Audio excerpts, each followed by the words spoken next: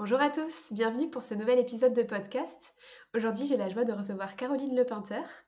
Caroline, bonjour. Bonjour Alice. Caroline, on s'est rencontrés l'année dernière, je crois. Enfin, on ne s'est pas rencontrés en vrai, pas encore, mais on a fait la même formation ensemble de coaching. Et on a plusieurs choses qui nous relient aujourd'hui à travers nos métiers, à travers nos activités, à travers notre vécu aussi. Et ben, je vais te proposer de te présenter pour les personnes qui ne te connaissent pas encore, s'il te plaît. Oui, avec plaisir. Merci en tout cas Alice de me recevoir sur ton podcast. Alors donc je suis Caroline Lepeinteur, j'ai 34 ans, je suis naturopathe et coach et j'accompagne les personnes qui souhaitent apprendre à devenir plus fortes que leur maladie auto-immune. Je me suis spécialisée là-dedans. Pourquoi ? Parce que j'ai vécu ce type d'expérience, ce type d'épreuve de vie. Et pour moi, c'était ben, très important de pouvoir euh, faire quelque chose à ce sujet par rapport à ce que j'ai pu expérimenter, parce que c'est possible d'aller mieux malgré la cohabitation avec ce type de pathologie. Donc moi, j'ai vécu avec une spondylarthrite ankylosante. Et aujourd'hui, ça va faire presque 8 ans là, que je n'ai plus de symptômes de la maladie. Donc, je me suis reconvertie en tant que naturopathe. J'ai pas toujours été naturopathe. J'ai été chef de projet web, j'ai été testeuse logicielle avant de me reconvertir. Et c'est vraiment à partir du moment où j'ai été diagnostiquée que je me suis tournée. J'étais vraiment au pied du mur. Soit je me faisais reconnaître comme travailleur handicapé, je pouvais du coup continuer la prise anti-inflammatoire que je prenais évidemment au quotidien. Et puis également, il y avait tout ce qui était injection d'anti-TNF. J'ai décidé de voir ce qui était possible ailleurs, enfin de voir comment allier l'allopathie avec quelque chose d'un peu plus naturel. Et pourquoi pas, j'étais pas partie dans cette optique, pourquoi pas réduire totalement les douleurs. Mais pour moi, c'était apprendre à mieux gérer mes douleurs, à mieux gérer mes crises. J'étais pas partie dans cette optique de je vais guérir, je vais être en rémission, enfin tout ce que vous voulez entendre. C'est vrai que le mot guérison est un peu tabou par chez nous, parce qu'on n'y croit pas quand on parle au corps médical, en tout cas allopathique. Ils parlent de maladies incurables, donc pour eux c'est un petit peu too much d'utiliser le mot guérison. Mais pour moi, en tout cas, personnellement, j'ai le sentiment que je suis guérie parce que je n'ai plus du tout de symptômes, j'ai plus du tout de marqueurs quand je vais faire des analyses sanguines, ou enfin bref. Voilà, il y a plein de choses qui montrent que il n'y a plus rien. Donc voilà, en ce qui me concerne. Quoi d'autre ? Et puis je suis aussi l'auteur d'un livre qui s'appelle Mieux vivre avec une maladie inflammatoire chronique au naturel. Mieux vivre avec une maladie inflammatoire, pardon, au naturel, qui était édité chez l'édition First en septembre 2021 et qui a été traduit en espagnol. Donc on peut le trouver aussi dans tous les Génial. pays hispaniques. Donc ça, c'est génial. C'est vraiment, c'était un rêve et c'est devenu réalité. Donc voilà, moi, ma reconversion en tant que naturopathe, elle est venue grâce à la pathologie, la spondylarthrite Mhm. ankylosante. Ouais, c'est génial, j'adore parce que au final, on a des parcours qui sont très très semblables toutes les deux, hein. Mm, mm, mm. Toutes les deux, l'épreuve de la spondylarthrite, de la découverte de ça, du choix de transformer notre vie professionnelle vers la naturopathie, puis d'ajouter le coaching aussi, toutes les deux suite à la spondylarthrite. Donc c'est rigolo en fait de voir comme en fait on est tous différents, mais toutes les deux on a eu un peu le même type de réaction, en tout cas dans notre manière de gérer les choses. Il y a des différences aussi. Et du coup, ouais, j'ai envie de te demander un peu justement, peut-être déjà dans un premier temps, de revenir sur comment est-ce que toi, tu as vécu ça et aujourd'hui, avec le recul, puisque tu dis donc du coup que tu n'as plus de symptômes du coup depuis 8 ans, qu'est-ce qui a contribué sur ton chemin de guérison, tu vois, pour des personnes qui nous écouteraient et qui se sentiraient un peu perdues face à une maladie auto-immune aujourd'hui? Qu'est-ce que toi... Mm. Mm. Euh, Alors, bon, déjà, ce qu'il faut comprendre, c'est qu'on est tous différents. On n'a pas la même histoire de vie, le même fonctionnement interne. Enfin, en tout cas, on n'a pas été fabriqués dans le même moule. Donc, c'est important aussi de comprendre que le chemin sera différent pour chacun. On ne peut pas faire du copier-coller. Euh, Par exemple, pour moi, ce qui a marché ne pourra peut-être pas fonctionner pour une autre personne. Ça, c'est important de comprendre parce qu'on n'a pas du tout les mêmes déséquilibres, les mêmes traumatismes peut-être. Enfin bref, il y a plein de choses, plein de facteurs à prendre en compte. Moi, ce que je dirais, c'est ce qui est important, c'est vraiment d'apprendre à se connaître. Quand on a ce type de maladie, c'est un signal que l'on est à côté de qui l'on est vraiment, qu'on est à Mmh. côté de ses besoins profonds, de ses valeurs. Et ça, c'est ce que j'ai réalisé, ce que je réalise quand je vois toutes les personnes que j'accompagne. Parce que j'ai créé un accompagnement dédié justement aux pathologies auto-immunes que j'accompagne sur 4-5 mois. Elles réalisent, ces personnes, qu'elles ne respectaient pas leurs besoins. Et donc, il y a des switches, des switches de mindset qui se font, il y a des changements de vie un peu radicaux qui se font. Je dirais que c'est vraiment la chose numéro une, c'est d'apprendre à mieux se connaître, à se connecter à sa nature profonde. Mmh. Et du coup, on se connecte à ça, on va évidemment, ça va avoir un impact sur un plan plutôt à 360, hein, un plan, on dit en naturopathie holistique. Donc, il va y avoir un impact sur le plan biologique, physique, mais pas que, le plan aussi émotionnel, le plan donc mental, spirituel, énergétique. Moi, mon chemin, je suis déjà, en fait, on passe souvent, moi je le remarque, on passe souvent d'abord par le plan physique pour disons, atténuer, Ouais. améliorer son bien-être quand on a ce type de maladie auto-immune. Mais ça suffit pas. Ça Mmh. suffit pas parce que certainement qu'il y a des traumatismes qui sont là, donc faut aller les visiter, mettre de la lumière dessus. Il y a également aussi l'hygiène émotionnelle qui est très très importante. Et puis se reconnecter à, voilà, pour moi, à un peu plus grand que soi, à la source, enfin, à tout ce que vous voulez donner Mmh. comme nom, mais à partir du moment où on prend tout ça en considération, le plan biologique, émotionnel, mental, spirituel, énergétique, bah, on va, pour moi, devenir une meilleure version de nous-mêmes qu'avant la maladie. En fait, moi j'ai l'impression d'avoir upgradé grâce à Mmh. cette maladie, mais c'est quand Ouais. on y pense, c'est affreux parce que quand on se fait diagnostiquer de ce type de maladie, c'est déroutant, on n'est pas bien, on est complètement perdu, on est en colère, on passe par différentes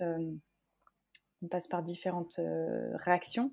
Donc vraiment, c'est important de prendre conscience que ce n'est pas seulement l'alimentation qui va changer les choses, ce n'est pas seulement le fait que vous ayez un mode de vie plutôt sain, je dirais, qui va peut-être tout changer. Il y a vraiment énormément de pièces dans ce puzzle de nous-mêmes pour aller mieux.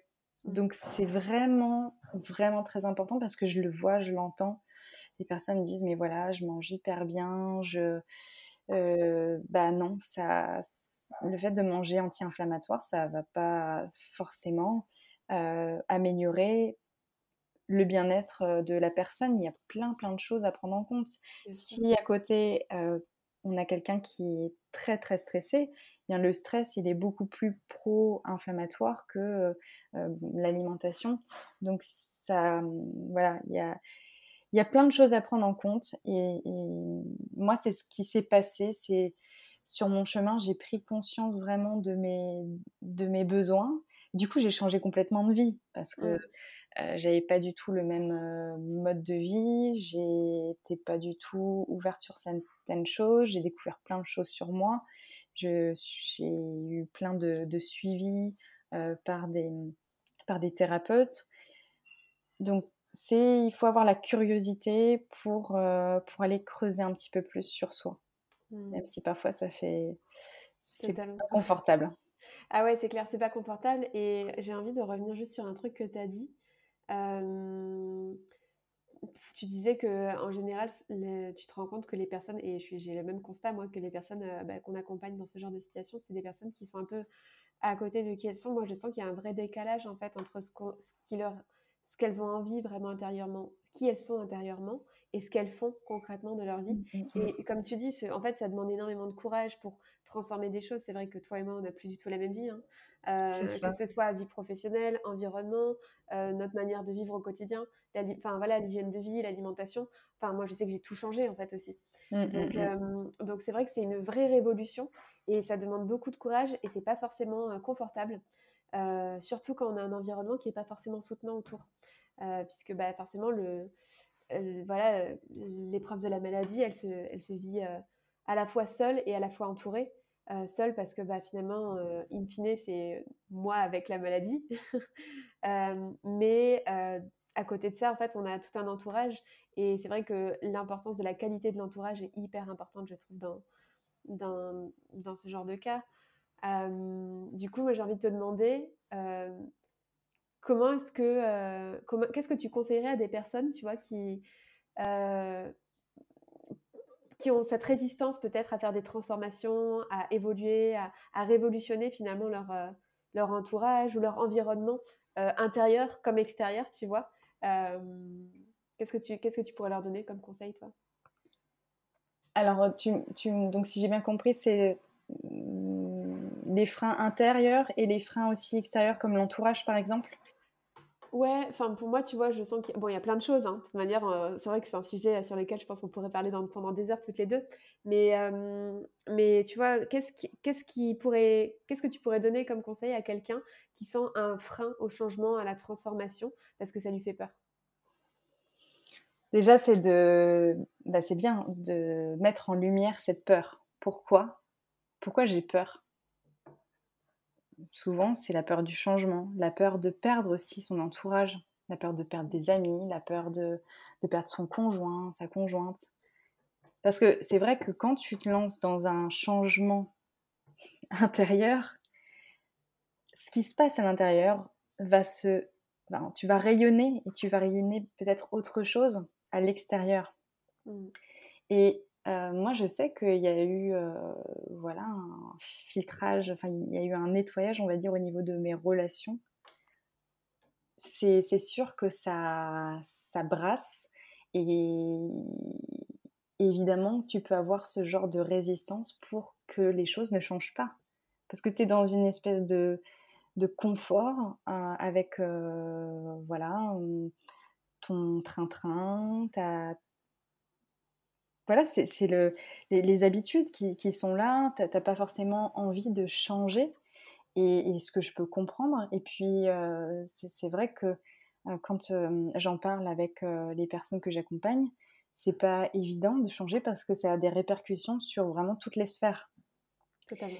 Donc c'est pour ça que c'est important d'être coaché, à mon sens, vraiment pour faciliter les élans de transformation parce que si tu es seule, c'est compliqué. Ouais. Hem, ou alors il faut faire partie d'un groupe, mais malheureusement je pense que tu le sais, mais dans Mmh. les groupes, on va dire de malades, c'est assez, Kélimé-Roland. Ouais, Tu tout à fait. Il y a vraiment, une mise en lumière de ce qui va pas, des symptômes, des crises, des poussées inflammatoires ou d'autres, Mmh. problèmes de santé. Et d'où l'importance justement en termes d'environnement. Moi, je sais que j'en avais discuté avec certains clients qui me disaient oui, mais moi, je me suis mis dans un groupe pour être soutenue et au final, je sens que ça me plombe, etc. Bah, c'est aussi peut-être avoir le courage de dire cet espace-là, il me convient pas parce que je suis pas sur la même vibration, parce que Mmh, finalement, je sens que ça me tire vers le bas, ça me plombe plutôt qu'autre chose. Et dans ce cas, pourquoi s'obliger en fait à quelque chose si jamais ça nous fait du mal? Donc, c'est aussi complètement. s'autoriser Oui. à se libérer en fait de choses qui nous plombent, que ce soit voilà, ça peut être effectivement, moi j'ai déjà vu ça sur des groupes Facebook comme tu dis qui sont assez plombants, mais ça peut être plein d'autres choses en fait finalement dans notre vie, juste de se dire ok ça, je sens que ça me fait du mal, ça me plombe, et ben et si j'avais le courage de dire stop et de fermer cet espace-là pour libérer de la place pour autre chose, et en général, c'est des décisions qui peuvent être courageuses en fonction du type de niveau d'implication, on va dire. Mais par contre, ça laisse de la place pour des choses bien mieux, en fait, parce que moi, j'aime bien, tu sais, faire l'analogie avec l'aimant, qu'un aimant, bah, quand tu as deux aimants collés, il n'y a pas d'autre place, en fait, finalement, pour que ça vienne se coller. Mais si jamais tu décolles l'aimant, en fait, il va y avoir quelque chose qui va être plus attiré à ta vibration aujourd'hui, qui va arriver. Alors que l'autre, c'est un truc qui vivotait un peu. Si jamais tu l'enlèves, bah, en fait, il y a quelque chose qui va être encore plus aligné à qui tu es aujourd'hui. Et en fait, moi, j'ai vraiment remarqué ça au fur et à mesure de mes transformations, que il y avait des personnes, par exemple, en termes d'environnement relationnel, mais aussi des événements ou des choses dans ma vie, des modes de fonctionnement, des activités qui étaient beaucoup plus adaptées à qui j'étais devenue. Et donc, du coup, aux nouvelles versions de moi plutôt que de rester sur des versions passées. C'est ça. C'est l'alignement. Mm. Tu résonnes complètement autre chose de qui tu étais avant. Et c'est ça, en fait, qui, pour moi, t'amène à aller vers un mieux-être, à aller mieux. Parce que tu te fais du bien, en fait, tu écoutes tes besoins profonds. Ça peut être plein de choses, comme tu disais, s'il y a des choses qui te plombent, ça peut être des relations, l'alimentation, enfin, il y a plein de choses. Si on s'écoute réellement, on serait plus à même à se dire, bah voilà, il y a ça ou ça à changer. Mais c'est vrai qu'il y a toujours ce que tu disais en termes de frein, c'est la peur du changement. C'est ce qui revient vraiment énormément. Mm. Et ça, moi, voilà, c'est ce que je conseille en tout cas, c'est de vraiment se faire accompagner. Ça, c'est une clé hyper puissante parce que si on veut aller mieux, on n'a pas vraiment de recul par rapport à soi pour vraiment. C'est important au début, moi je trouve, de prendre du recul avec quelqu'un et que la personne puisse voilà, nous guider, nous accompagner, mettre en lumière peut-être certaines choses où on mettait des œillères et voir d'autres perspectives. Ça, ça bouge beaucoup plus vite, beaucoup plus rapidement et on va beaucoup plus loin que si on reste seul. On a tendance à faire du surplace ou à se noyer dans la masse d'informations parce qu'il y a tellement d'informations aujourd'hui sur le sujet des maladies auto-immunes que c'est très très compliqué de prendre vraiment du recul et de se dire mais alors pour moi qu'est-ce qui me convient, enfin c'est un suivi individualisé, en tout cas, c'est hyper important. Et le coaching aussi, ça, c'est vraiment précieux. Ouais, carrément. Et tu vois, c'est rigolo parce que justement, moi, je suis entièrement d'accord avec toi. Ça résonne avec un partage que j'ai fait avec une autre invitée sur le fait qu'en tant qu'accompagnant, en fait, on est vraiment là pour être à côté de la personne au fur et à mesure de son chemin. Mais revenir aussi sur cette question il y avait beaucoup de personnes qui cherchent un peu la baguette magique et qui cherchent à transformer les choses. Dire, bah non, en fait, c'est toi qui vas faire. Mais par contre, je sais à quel point la transformation, le changement, il peut être difficile. Et moi, je suis là à toutes les étapes pour être avec toi, pour te soutenir, pour aller regarder qu'est-ce qui bloque, pour retransformer les choses. Et je trouve que pour moi, c'est le plus beau métier du monde. Je suis d'accord. Et oui, non, mais c'est ça, c'est vraiment euh, tu vas évidemment donner énormément de conseils à la personne, mais c'est elle l'actrice de sa santé. C'est elle qui va mettre en œuvre dans la réalité physique tout ce que tu vas pouvoir lui conseiller. Donc c'est important qu'il y ait des prises de conscience grâce au coaching pour faciliter ces fameux élans de transformation et ces changements intérieurs. Totalement. Voilà. Tu as donc écrit un livre qui s'appelle Mieux vivre avec une maladie inflammatoire au naturel, que je recommande fortement d'ailleurs. Merci. Je vais mettre le lien dans les notes de l'épisode. Est-ce que tu veux bien nous parler de comment est-ce que ça t'est venu cette idée de livre et voilà, comment est-ce que tu t'es lancée en fait? Oui, alors déjà, depuis toute petite, je suis persuadée, enfin je suis persuadée depuis toute petite que je vais écrire des livres. Donc ça, c'était déjà une vision que j'avais. J'étais toujours connectée à cette vision. J'écrivais énormément déjà toute petite. Je passais vraiment mes étés à écrire des nouvelles. Voilà, c'était déjà, pour moi, c'était déjà là. Et quand j'ai eu cette maladie, puis cette prise de conscience, cette expérience de vie où j'ai vu que les symptômes se réduisaient, j'avais plus de crise inflammatoire, il y avait un arrêt total. Ben, la maladie a arrêté de cohabiter avec moi, en fait, à un moment donné, puisque je ne l'entendais plus. Avec cette prise de conscience-là, je me suis dit, mais waouh, en fait, on a vraiment un pouvoir sur nous-mêmes, notre corps. Il y a quelque chose à écrire là-dessus, parce que il y a de plus en plus de personnes qui ont des maladies inflammatoires chroniques, des maladies auto-immunes, qui partagent sur les réseaux sociaux, et heureusement, parce que sinon on aurait toujours cette vision assez noire de la maladie auto-immune.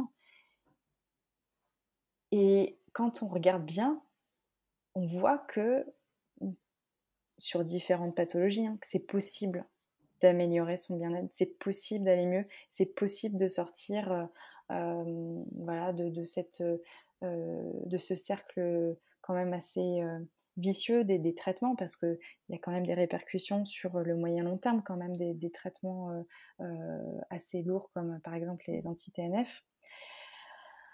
Donc, j'avais vraiment cette envie d'écrire un livre, mais plutôt autour de la spondylarthrite ankylosante, puisque par rapport à ce que j'avais vécu. J'étais très motivée. C'était durant ma dernière année d'études donc en naturopathie. J'avais cette idée-là, et il y avait Anne-Claire Méret qui organisait à Paris en présentiel un atelier écrire et être publié.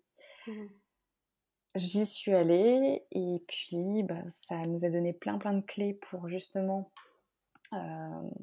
réaliser cette envie. J'avais toujours cette idée dans le coin de ma tête, et puis en début 2020, j'ouvre mon cabinet. Et lorsque je me suis lancée, j'ai décidé de me faire accompagner pour justement faciliter mon installation, être vraiment bien dans le développement de mon activité. J'avais vraiment ce besoin-là. Et j'ai fait appel à Anne-Claire Méret, qui était devenue entre-temps coach pour thérapeute. Elle m'a écoutée, elle m'a dit, mais écoute, là, donc ton idée d'écrire un livre, faut pas la lâcher, c'est important que tu puisses la réaliser. Donc, écris un synopsis. Et puis, moi, qui ai des contacts avec les éditions First, parce qu'elle a écrit plusieurs livres chez First, sait-on jamais, je leur donne, et on verra. Mais en fait, Anne-Claire, elle était persuadée que ça allait marcher. Moi, j'étais un petit peu plus dubitative, mais comme quoi. C'est ça que j'adore avec le coaching, c'est qu'en général, enfin moi je sais qu'à chaque fois, mes coachs, ils ont beaucoup plus confiance en moi que moi-même. Et du coup, c'est hyper booster en fait de sentir que tu es hyper soutenu par quelqu'un qui aime tes projets, qui croit en toi. Enfin, c'est génial. C'est ça, c'est pour ça que c'est important le coaching. Ouais. Et donc, elle a transmis aux éditions First mon synopsis. J'avais pas de nouvelles, elle avait pas de nouvelles. Elle a relancé, mais plusieurs fois, elle a vraiment relancé pour déjà savoir si c'était oui ou non, enfin, s'il y avait, voilà, s'ils étaient intéressés ou pas. Et puis un jour, je reçois un coup de téléphone d'une éditrice chez First. Et elle me dit, bon voilà, on est intéressé. Génial. Mais on aimerait que tu ne parles pas que de la spondylarthrite ankylosante. On aimerait que tu ouvres à toutes les maladies inflammatoires chroniques. Donc, Elle m'a demandé à ce moment-là donc comment ça se passe quand donc généralement, tu envoies un synopsis au départ. Ouais. C'est un aperçu pour ceux qui ne savent pas ce que c'est un synopsis, c'est un aperçu, on va dire, de ce qu'on veut raconter dans le livre.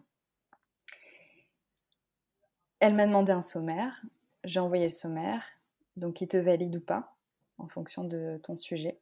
Et puis c'est parti. Après, donc ils t'envoient un contrat. Moi, elles m'ont envoyé le contrat, c'était fin novembre 2020. Mmh. Et je l'avais vraiment en main début de décembre 2020 et il m'a demandé de rendre mon livre, enfin le manuscrit, mi-mars, donc le 15 Oh la mars vache! 2021. Ah ouais, c'est hyper court. C'était ultra court. Surtout que moi, j'avais rien écrit. J'avais Mmh. juste, en effet, j'avais juste le plan, le Mmh. sommaire et puis le sujet. Mais voilà, il y avait vraiment une deadline, surtout qu'après j'accouchais, 1 mois plus tard, donc c'était, aussi, challengeant. Mais voilà, ça s'est passé vraiment comme ça et comme quoi, quand, je vous raconte mon histoire, c'est comme quoi si vous avez vraiment un projet d'écriture, même un autre projet qui voilà, vous booste, quand vous y pensez, ça vous fait des petits, papillons, dans l'estomac ou dans la cage thoracique, beh, allez-y quoi. Ça veut dire que, c'est pour vous et qu'il y a quelque chose à faire et qu'en effet, il faut rien lâcher. Comme quoi, quand on s'accroche à sa vision, ça marche. Ouais, tout Et, à fait. et c'est hyper important de s'y accrocher parce que bah voilà, c'est devenu réalité. Et mon livre donc est sorti en septembre 2021. Donc j'ai rendu le manuscrit en mars et c'est sorti en septembre. Ouais, ouais, génial. C'est vrai que c'est hyper important, comme tu dis, de s'accrocher à sa vision, à ses rêves, en fait, finalement. Et on a plein d'exemples comme ça ben, moi, je suis très fan de Harry Potter et on sait que l'auteur de Harry Potter, elle a soumis son manuscrit à une trentaine d'éditeurs Mmh, mmh, avant mmh, d'être accepté. Et c'est vrai que les autres, je pense qu'ils doivent s'en mordre les doigts aujourd'hui. Mais il y a plein d'exemples comme mmh. ça. Enfin, Michael Jordan qui avait été refusé dans des équipes de basket, Charles Aznavour qui était considéré comme mauvais chanteur, ce genre de choses. Enfin, tu te dis, mais en fait, enfin voilà, si tu crois en ton projet, si jamais tu as envie, en fait, Tu vas-y, peux. quoi. Mmh, Ouais, complètement. Donc vraiment, accrochez-vous à vos projets et un jour ou l'autre, ça va vraiment se produire parce que quand on s'accroche à sa vision, on fait des actions pour aller vers cette vision. mmh, Et bah, c'est la fameuse loi de l'attraction, hein. Et donc on tombe forcément sur les bonnes personnes, où il se passe des choses. Enfin, entre-temps, on reçoit des cadeaux en fait sur ce chemin et ça se produit. Donc totalement. voilà pour, Génial. pour ma petite histoire autour de Ouais, bah, l'écriture de mon livre. merci. Merci pour ton partage, c'est génial. Et moi, j'ai une question du coup, qu'est-ce que ça t'a apporté d'écrire ce livre? Alors, déjà, ça tu enfin, tu peux pas gagner ta vie avec un livre. Tu Mmh, gagnes c'est pas pour, le côté financier que tu le fais, ça c'est clair. C'est vraiment, très, très peu rémunéré. Je dirais que pour moi, c'était un rêve. C'était de réaliser vraiment, un rêve de petite fille et ça te permet de gagner aussi je dirais en légitimité dans ton secteur. Hem Et puis, enfin, moi, j'en suis fière. Tu vois, ça va se transmettre. Bah voilà, mes enfants mmh, auront dans leur bibliothèque mon livre. Enfin, il y aura euh, toutes ces personnes qui vont tomber sur mon livre et je reçois encore des messages toutes les semaines. Oh, mais votre livre, c'est une pépite. Il m'a vraiment aidé à améliorer mon contexte de santé. Enfin, ce type de message, mmh, c'est hyper précieux et c'est vrai que quand tu te rappelles pourquoi tu l'as écrit, c'était pour améliorer vraiment le bien-être de personnes qui vivent avec ce type de maladie. Donc pour ouais. moi, voilà, c'est vraiment un très très beau, voilà, un magnifique cadeau qu'on m'a fait, mais que j'ai pu du coup mettre au monde. Mmh. Ouais, je trouve ça magique en plus que tu l'aies écrit pendant ta grossesse C'est Oui, un double accouchement finalement. oui, Et on dit souvent que pendant c'était la rude. grossesse, c'est aussi, une période qui est, propice à la créativité. Bah, là, vraiment, tu l'as ça tu bien Et surfé c'est dessus, quoi. vrai, c'est vrai. C'est très, Mmh. très c'est puissant, en fait. Tu es beaucoup, beaucoup plus créative, pendant une grossesse Mmh. et ça m'a servi. Mmh. Et d'un point de vue plus personnel pour toi, est-ce que ça, le fait d'avoir, fait ça, ça t'a changé quelque chose par rapport à ton rapport à la maladie ou à ton vécu, tu vois, ton parcours ou pas? Non, ça a confirmé, en fait, tout ce que j'ai pu vivre. J'ai retranscrit, si tu veux, dans mon livre, bah, la possibilité qu'on a tous entre les mains, bah, la possibilité de reprendre la main sur sa santé et d'être, l'acteur de son Ouais. bien-être. Donc ça a confirmé tout ce que j'ai pu remettre dans ce livre, c'était tout ce que j'ai pu expérimenter, tout ce que j'ai pu faire pour, c'est évidemment beaucoup plus généraliste, dans le livre Mmh. que quand tu es en suivi parce que tu es vraiment ça là, c'est très, très spécifique en fonction des besoins de la personne et c'est individualisé. Mais là, j'ai vraiment mis, un maximum de choses qui collent avec, ce que j'ai pu vraiment mettre, en œuvre pour Mmh. aller mieux. Et ça Ouais. marche vraiment pour et puis même avec, les différentes, clientes que j'avais, ça j'ai vraiment mis un maximum, de choses. Ouais. Faut savoir qu'en plus, tu es quand même assez, enfin, tu es limité quand même quand tu signes un contrat, ils te mettent un certain nombre, voilà, je sais plus comment on appelle ça, mais De voilà, tu es caractère, limité en nombre de mots, voilà. Oui, ils ont un ouais. terme, mais mmh. Mais c'est vrai que, il a l'avantage d'être très exhaustif, donc c'est vraiment une pépite pour, bah, pour toutes les personnes qui ont des maladies inflammatoires pour le coup. Oui, Donc si tu veux, ouais. ça permet de se lancer, déjà, pour moi, c'est un livre que tu peux, avoir tout le temps à côté de toi. Enfin, je veux dire, tu peux le lire une fois, mais tu peux repiocher énormément Mmh. d'informations quand on a besoin. Donc c'est vrai que Mmh. c'est ce que je voulais. Et la traduction en espagnol du coup, comment ça s'est fait? Alors écoute, j'ai rien fait du tout.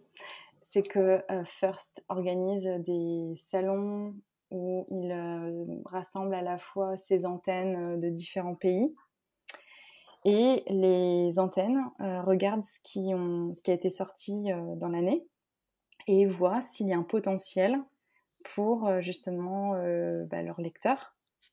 Génial. Et donc moi, c'est l'antenne, espagnole de First qui m'a contactée, qui m'a dit: «Bah, voilà, en fait, on va traduire ton livre et il sortira», alors je sais plus, c'était en 2022. Donc là, il est sorti et c'est drôle parce que j'ai reçu, des messages, de personnes au Mexique, Ah enfin trop en bien. Argentine, c'est fou. Waouh, c'est génial. Ouais, c'est vraiment incroyable. Ah bah, c'est génial, je suis super contente en tout cas pour toi Merci, et je trouve que c'est une très, très belle contribution donc merci beaucoup pour toutes les merci personnes, beaucoup. qui peuvent en bénéficier. Oui, oui, je suis très, très heureuse de l'avoir mis au monde cet ouvrage. Mmh. Mmh. Est-ce que tu as quelque chose d'autre que tu as envie de nous partager, soit sur, ton parcours, soit sur ce chemin d'écriture aussi? Bah, c'est ce que j'ai dit, c'est vraiment surtout de prendre conscience qu'on a vraiment ce pouvoir. Si vous vivez avec une, maladie auto-immune ou une maladie inflammatoire chronique, hein, c'est vraiment de prendre conscience que vous avez vraiment le pouvoir de reprendre la main sur votre santé et de pas vous laisser embarquer par, ce qu'on peut, bah, malheureusement vous dire, du côté de la médecine allopathique parce que si on s'enferme dans ces croyances-là, on peut pas, changer aussi. C'est ce qu'on parlait, tu Mmh. sais, l'histoire de changement aussi. Si on reste dans ces histoires-là, dans ces fameuses, croyances qu'on veut nous mettre dans la tête, hein. Enfin, moi, si Totalement. clairement j'avais écouté mon rhumatologue, waouh, moi, très clairement, mon rhumatologue m'a dit: «Ben, faut vous faire reconnaître comme travailleur handicapé». Donc je serais allée me faire reconnaître comme travailleur handicapé. On m'avait parlé d'infertilité Mmh. avec le traitement. Donc pour lui, il fallait vite que je me mette à avoir des enfants. J'avais quand même, j'étais pas très, très âgée, j'avais 23 ans, il me semble, à cette époque-là. Et puis, c'est des maux incurables, à vie. Vous allez finir avec une canne, en fauteuil roulant, voilà, beaucoup Ouais, moi, c'est ce qu'on plus m'a dit. âgé, On m'a voilà. dit, on m'a dit dans 10 ans, vous êtes en fauteuil roulant. Bon, aujourd'hui, c'est 10 ans après le diagnostic, hein, donc ça va plutôt Voilà, bien. c'est ça. Donc c'est pour ça que c'est hyper important mais ça peut faire peur, tous ces discours-là, mais il y a vraiment, voilà, c'est le message que je veux faire passer, c'est possible vraiment. Mm, Ça peut prendre plus ou moins de temps en fonction de chacun, mais ça ira beaucoup plus vite évidemment si vous êtes accompagné, mais le fait de prendre conscience que vous êtes l'acteur de votre santé, mm, ça c'est puissant. Et c'est vraiment important de vous le mettre en mantra parce que sinon vous allez vous faire happer par toutes tout à fait. voilà, ces croyances négatives qu'on peut nous transmettre. Mm. Et moi, du coup, il y a une phrase que j'adore et que j'ai envie de partager là. C'est une phrase de Norman Cousin qui disait accepter le diagnostic mais refuser le pronostic. Et pour moi, c'est vraiment Mmh. un mantra parce que, en fait, pour moi, enfin, comme beaucoup de monde, je pense, tu vois, tu as un parcours souvent d'errance médicale. J'ai passé 4 ans avant qu'on me dise ce que j'avais. Et en fait, on te disait non, c'est rien, c'est dans ta tête et tout. Et en fait, le diagnostic, c'est en mode, bah, enfin, en fait, une reconnaissance de Oui. oui, j'ai quelque chose et merci, en fait, de poser des mots. Merci que, enfin, je puisse comprendre ce qui se passe. Par contre, le pronostic, vous le gardez parce que chacun est individuel et je ne suis pas comme d'autres. Donc, Mmh je vais mh. le faire à ma manière j'ai mon pouvoir personnel de transformer en fait la situation. Mmh Maintenant mh, que je mmh sais mh. ce qui se passe, j'ai le point de départ, c'est à moi de créer mon propre point d'arrivée et pas de suivre le vôtre. Et du coup, ça, je trouve ça hyper fort en fait comme phrase et comme mantra pour moi. Ouais, je ne connaissais pas cette phrase, mais en tout cas, cette citation, mais en tout cas, oui, c'est super que tu puisses, Mm, ouais, en parler parce que c'est vrai que si tu t'accroches à ce qu'on projette sur toi par rapport donc au moment du diagnostic, ça peut être très dur. Tu peux être bloqué, te figer et puis là, te replier sur toi et ne plus, enfin, te dire que voilà, tu vas vivre, que ton corps est un peu l'otage, et qu'il est complètement pris en otage, que tu es prisonnier de ton corps avec la maladie. Enfin, c'est vraiment ce type de choses qu'on peut avoir en tête quand on nous diagnostique et ça, mm. c'est important de pouvoir, avoir cette vision plutôt positive pour, avancer et pour, comme tu dis, transformer les choses, changer les pronostics. Bah, merci Caroline. Il y a une très jolie lumière pour les personnes qui regarderont en vidéo avec le soleil. Oui, On ouais, les arrive à la rayons fin de arrivent. l'épisode. Comment est-ce qu'on peut te retrouver? Est-ce que tu peux nous partager un peu, voilà, comment est-ce qu'on peut te suivre, savoir ce que tu fais, ce que tu proposes? Alors, vous pouvez me suivre, sur mes réseaux sociaux, donc j'ai une page Facebook et aussi une page sur Instagram, Ma Belle Santé et j'ai également un site, mabellesanté.com tout attaché, où vous pouvez, justement, demander à travailler avec moi, c'est-à-dire que je puisse vous accompagner. Donc on fait ensemble une séance découverte pour voir, si, déjà que je comprenne où vous en êtes, le contexte, qu'on puisse aussi voir ensemble où vous souhaitez aller et si on a envie de travailler ensemble, ça c'est hyper important. Moi, c'est un accompagnement que j'ai créé et que j'aurais aimé en fait, Mmh. avoir au moment du diagnostic de ma maladie, donc c'est pour ça que je l'ai créé. Et puis viendra, un petit peu plus tard, certainement un programme en ligne que je suis en train de réfléchir. Mais en tout cas, sur mon site, vous pourrez retrouver aussi tous mes articles de blog et mon accompagnement en ligne, donc individuel, qui dure 4 à 5 mois. Voilà. Super. Bah, merci beaucoup. Tous les liens, sont dans les notes de l'épisode, du coup, pour les personnes qui écoutent actuellement. Et puis, bah, Caroline, merci encore, du coup, d'avoir accepté mon invitation, d'être venue partager ça. Je pense que Merci à toi. ça va aider d'autres personnes à retrouver leur pouvoir personnel, face à la maladie, mais aussi dans leur vie en général, puisqu'on a parlé aussi de d'autres choses, donc merci. Merci Alice pour ce bel épisode. Merci à toi. À très bientôt, Caroline, et puis À bientôt. à tout le monde, à la semaine prochaine.